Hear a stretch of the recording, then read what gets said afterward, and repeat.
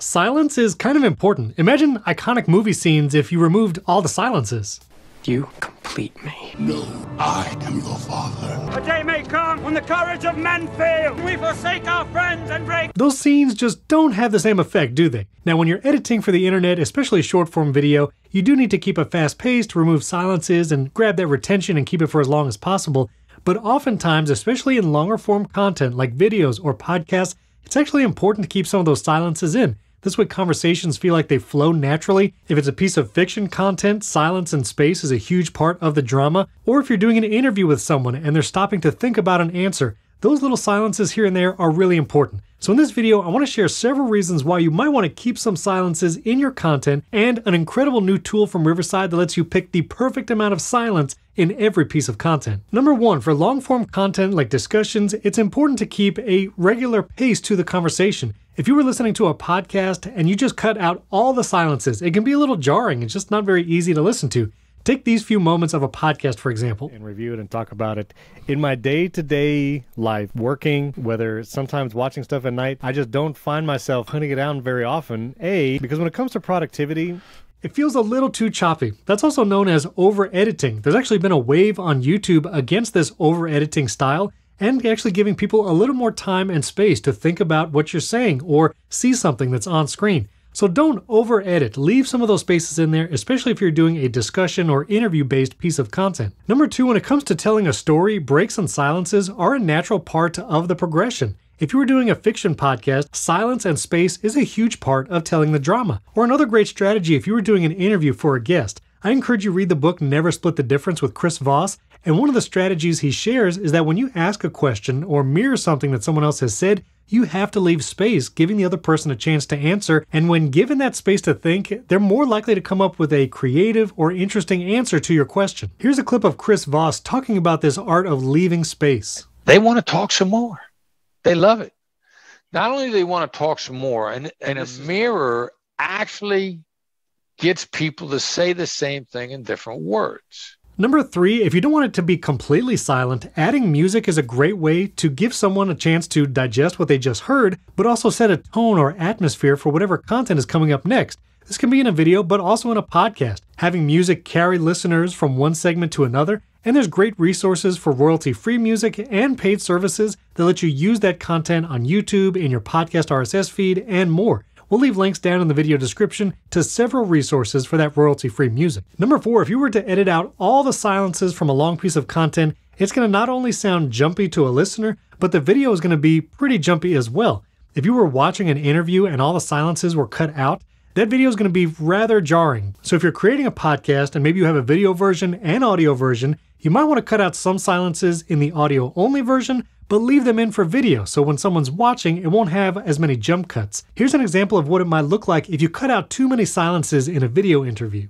Because they could have subscribed 5 years ago for something completely different. Sure. I think it's part of the mix, and I think it varies from channel to channel. Yeah, in that case, it has a different sort of characteristic. I would say that their subscriber counts are still part of the mix. And number five, think about the platform you're delivering this content on and what kind of space or silences is best. If you're doing short form video like YouTube Shorts, TikToks, or Reels, you should probably cut out more silence. You definitely want a faster pace for that kind of vertical short form content. But if you're doing longer form, like a podcast episode or longer YouTube video, leave more space in. And there's a perfect tool that lets you do just this, and even create multiple versions of your content with differing silence removed. When you record with Riverside, not only do you get high quality video and audio, and you can download those high quality tracks, both the raw video and audio, to edit later, but if we jump into the Riverside editor, you have so many powerful tools. You get color-coded name badges, so you and all your remote guests, you could see color-coded in the transcript. You can also see the waveforms color-coded down in the timeline. And for a long-form podcast like this, I might want to remove some silences, but not all. If I go to the top toolbar, I can go to my magic tools, and you'll see a new set pace feature. If I open the set pace, I can keep it as the original, which keeps all pauses, or I can actually dial this up, and Riverside will tell me how many pauses will be cut out from the entire clip, and how much time will be cut out. If I crank it all the way up to super fast, this is going to remove 390 pauses for a total of 5 minutes of content cut. If I click apply, I'll see all those cuts appear in the timeline below. If I zoom in, I can see all those little cuts that it took, so there's no silence in the recording. Now, if you're cutting out all the silences, this will be useful for short form video. So So I can click in the format up here and choose 9:16 to make it vertical.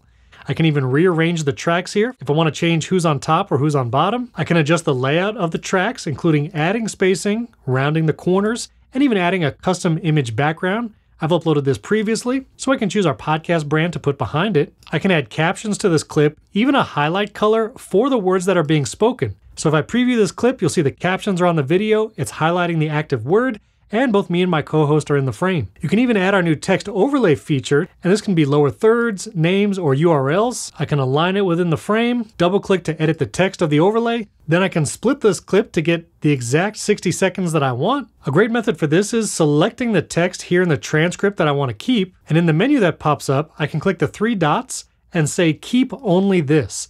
That will remove all the other content from this clip, just keeps what I highlighted in the transcript, and now I have a 1.5-minute long video ready to post to TikTok or Reels. Click the export button in the upper right hand corner and you'll see a new video or audio option. If you're exporting video for this clip, you can choose up to 4K, normalize audio levels so everything's the same volume, and then you can export the video.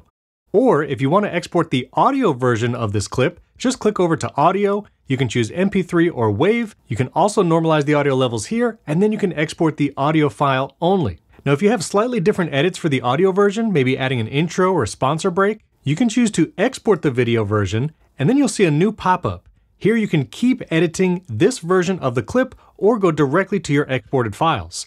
I'll choose keep editing. Maybe this is for the long form version that I upload to YouTube. I can go up to the magic tools, click set pace, and then maybe just remove some silences. Here it'll remove 9 pauses for a total of 1 minute being cut, or somewhere in the middle, and I can get that perfect flow of conversation without it being jarry or jumpy. And that's how to keep the perfect amount of silence and pauses using the Riverside editor and our new set pace feature. If you have any questions about Riverside or the amazing new editor that we recently launched, you can leave a comment below this video. I answer those personally.